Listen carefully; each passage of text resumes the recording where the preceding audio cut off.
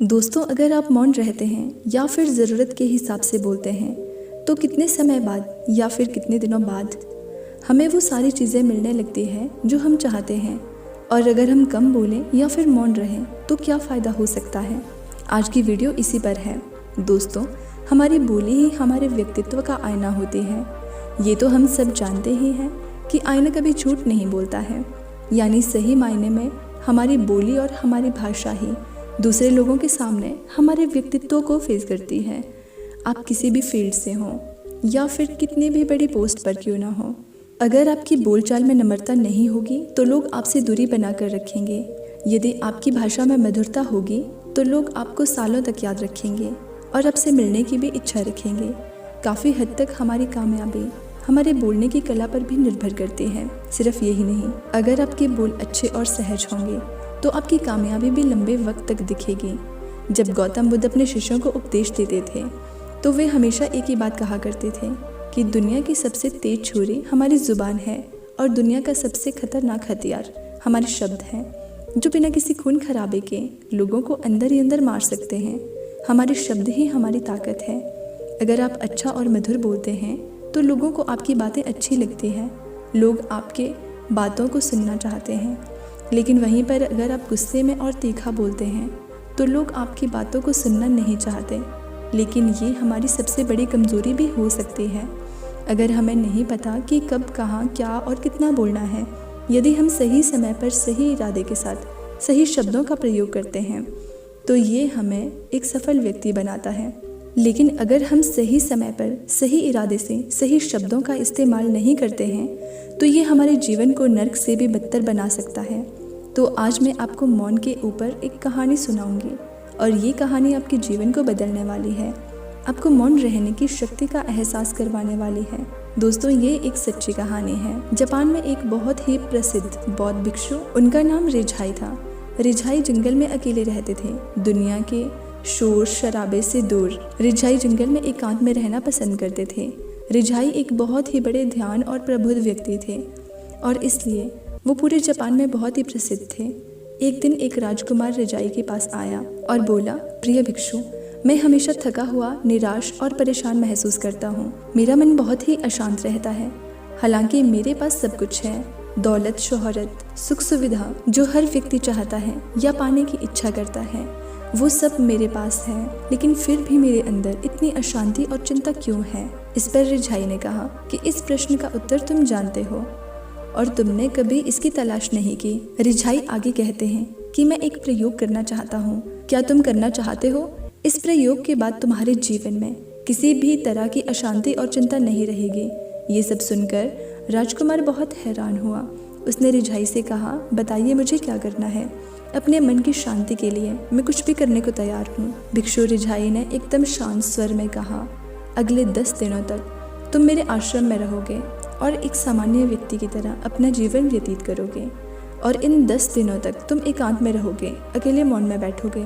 राजकुमार भिक्षु की बात से सहमत हो गया। पहले दिन राजकुमार को लगा कि उसका मन सामान्य से अधिक अशांत और विचलित है। उसके मन में तरह तरह के प्रश्न उठ रहे थे और वो आम लोगों की तरह जीवन जीने में असहज महसूस कर रहा था। उसके अंदर से बोलने की प्रबल इच्छा हो रही थी, लेकिन वो मौन रहा। उसके मुंह से कुछ नहीं निकला, एक शब्द भी नहीं। बस वो चुपचाप बैठा रहा। लेकिन रात होते होते उसे अंदर ही अंदर शांति का अनुभव होने लगा था और उसके लिए ये अनुभव बड़ा ही अजीब था। वो खुद से पूछ रहा था कि वो अंदर ही अंदर खुशी महसूस कर रहा है और उसकी आंतरिक बेचैनी और चिंता कम सी होने लगी थी। अगले दिन राजकुमार एकांत में चुपचाप बैठा प्रकृति को निहार रहा था, पौधों को, फूलों को, आकाश में उड़ रहे पक्षियों को। वो अपने जीवन में पहली बार महसूस कर रहा था कि उसके आसपास की प्रकृति कितनी अद्भुत और सुंदर है। वो दिन भर प्रकृति की सुंदरता को देखता रहता और उसकी शांति को महसूस करता रहता। इस तरह से एक हफ्ता बीत गया और अब तक उसके मन की सारी बेचैनियाँ, सारी हलचल, सारी उथल पुथल और सारा तनाव एकदम से गायब हो गया था। 8वें दिन की सुबह राजकुमार फिर से एकांत में बैठ गया और कुछ ही मिनटों में उसकी आंखें अपने आप बंद हो गई और वो गहरे ध्यान में चला गया और वो पूरे दिन वही आंखें बंद किए बैठा रहा और गहरे ध्यान में डूबता गया। ना कोई शब्द, ना कोई चिंता। राजकुमार भीतर से असीम शांति और आनंद से भर गया था। राजकुमार अपने बाकी के 2 दिन इसी तरह गहरे ध्यान में व्यतीत करने के बाद अगले दिन भी भिक्षु रिझाई के सामने प्रस्तुत हुआ और रिझाई को प्रणाम करके बोला, हे परम आदरणीय भिक्षु, मेरे सारे सवालों का उत्तर मिल गया है। मैं इतना उथल पुथल और चिंता में क्यों जी रहा था, मैं जान गया कि मेरा मन इतना अशांत और विचलित क्यों था। रिझाई ने मुस्कुराते हुए पूछा, बताओ क्या उत्तर मिला तुम्हें? तो राजकुमार ने कहा, मैं आवश्यकता से अधिक बातें किया करता था। मैं किसी पर भी अपने शब्द और ऊर्जा को व्यर्थ कर देता था। मैं दिन भर अपने लोगों से फालतू की बातें किया करता था और फिर उन्हीं के बारे में अकेले में सोचता रहता था और ज़्यादातर समय नकारात्मक सोचता रहता था। इस तरह मैं अपना समय बर्बाद कर रहा था। ज़्यादा बोलने और नकारात्मक सोचने की वजह से मेरा मन अशांत और बेचैन हो गया था और इस वजह से मैं किसी भी चीज़ पर ठीक से काम नहीं कर पा रहा था, जिससे कि मैं हर कार्य में असफल होने लगा था। और फिर इन लगातार मिलने वाली असफलताओं की वजह से मेरा मन उदास और चिड़चिड़ा हो गया था और इसने मेरे जीवन को नष्ट कर दिया था। लेकिन ये 10 दिन पूरी तरह से अलग थे। मुझे ऐसा लगा कि मैं अपना जीवन पूरी तरह से जी रहा हूँ, लेकिन इससे पहले मैं अपना जीवन गलत तरीके से जी रहा था। और मैंने ये भी सीखा कि हमें सिर्फ ध्यान करने की ज़रूरत नहीं है, ध्यान अपने आप हो जाता है जब हम स्थिर, शांत और मौन में होते हैं। ध्यान के पिछले कुछ दिनों के दौरान मैंने जो पहली चीज़ सीखी है वो ये है कि मनुष्य के जीवन की सबसे महत्वपूर्ण घटना स्वयं को जानना है। ये सुनकर रिझाई ने कहा, सिर्फ तुम ही नहीं, दुनिया में ज़्यादातर लोग ज़रूरत से ज़्यादा बोलते हैं। आज भी लोग ज़्यादातर समय केवल एक दूसरे को नीचा दिखाने के लिए ही बोलते हैं। कुछ लोग ना चाहते हुए भी बातें करते हैं और अपना जीवन बर्बाद कर लेते हैं। कहानी पर वापस लौटते हुए रिझाई ने राजकुमार को मौन का महत्व समझाते हुए कहा कि एक बार गौतम बुद्ध से उनके शिष्य ने पूछा, हे बुद्ध, आप ज़्यादातर समय चुप क्यों रहते हैं? बुद्ध ने कहा, क्योंकि मौन में मैं अपने भीतर अनंत शांति की गहराइयों में होता हूँ। मौन अपने भीतर उतरने की पहली सीढ़ी होती है। मौन के बिना खुद को जानना असंभव है। स्वयं को जानने और समझने का पहला नियम है मौन हो जाओ। उतना ही बोलो जितना अत्यंत आवश्यक हो। जिसके बिना चल जाता हो उसे छोड़ दो, उसे मत बोलो। और तुम अचानक पाओगे कि आप जो भी बोलते थे वे सब काफ़ी फालतू के शब्द बोलते थे। उनके बिना भी आपका काम चल सकता था। दुनिया के सबसे ज़्यादा झगड़े ज़्यादा बोलने की वजह से ही पैदा होते हैं। संत कबीर का एक दोहा है, ऐसी वाणी बोलिए मन का आपा खोए, और उनको शीतल करे आपू शीतल होए। मतलब हर इंसान को ऐसी भाषा बोलनी चाहिए जो न सिर्फ सुनने वालों को आनंदित करे बल्कि उससे खुद के मन को भी खुशी का अनुभव हो। मीठा बोलने से ही व्यक्ति एक दूसरे के प्रति प्यार और आदर का भाव रखता है। कम बात करना और अधिक सुनना दूसरों के विचारों से सहमत होने जितना मुश्किल होता है। हो सकता है कि आपको किसी के विचार या बातें सही न लगे, लेकिन सुनते वक्त आपको अपने विचारों को किनारे रखकर उसकी बातों को ध्यान से सुनना चाहिए। जब आप इस प्रकार से किसी की बात को सुनते हैं तो आप बातों के दूसरे पहलुओं को देख पाते हैं, जिससे आप दूसरों की भावनाओं को आसानी से समझ सकते हैं। यदि आप इस आदत को अपनाना चाहते हैं तो पहले आपको कम बोलना सीखना होगा। कम बोलने से ज्ञान बढ़ता है। जो ज़्यादा बात करते रहते हैं वे अपनी जानकारी से अधिक कह जाते हैं और बातें आदि झूठ होती हैं, जबकि जो लोग सुनने में दिलचस्पी लेते हैं वे सभी की बातों को बड़े ही ध्यान से सुनते हैं। इस कारण उन्हें सभी से कुछ न कुछ सीखने का मौका मिलता है। सुनने वालों को यहाँ 2 बातों का फ़ायदा होता है। पहला, उसे नई जानकारी मिलती है और दूसरा, वो जानकारी का अच्छी तरह से उपयोग कर सकता है। मौन होने के बाद आपको जो कुछ भी मिलेगा उसे आप जानकर हैरान रह जाएंगे। मौन होने से अर्थात कम बोलने से पछतावा नहीं होता है। जो लोग ज़्यादा बात करते रहते हैं उन्हें पता ही नहीं होता कि वे क्या कहने जा रहे हैं और अक्सर बातों बातों में वे अपनी निजी ज़िंदगी के बारे में कह जाते हैं। इसलिए कहा जाता है कि कम बोलें लेकिन सोच विचार कर बोलें। हर एक शब्द को गंभीरता से बोलें। अधिकतर चुप रहने की वजह से हो सकता है कि लोग आपको घमंडी समझें, पर जो आपके करीबी होंगे या वे लोग जो आपको जान लेंगे तो उनकी ये गलतफहमी जल्दी ही दूर हो जाएगी। इसके साथ ही जो लोग ज़रूरत के समय पर ही बोलते हैं वे हर बात को गंभीरता से समझते हैं। हमें तभी बोलना चाहिए जब हमें किसी चीज़ की ठोस जानकारी हो। कम बोलने से आपकी बात में गंभीरता होती है। जिससे कि सभी लोग आपकी बातों को सुनने में दिलचस्पी लेते हैं। कम बोलने से रिश्ते मजबूत होते हैं। जब आप किसी को ध्यान से सुनते हैं तो बात करने वाले व्यक्ति को अच्छा महसूस होता है। सुनने से दूसरों की बातों को अच्छी तरह से समझा जा सकता है।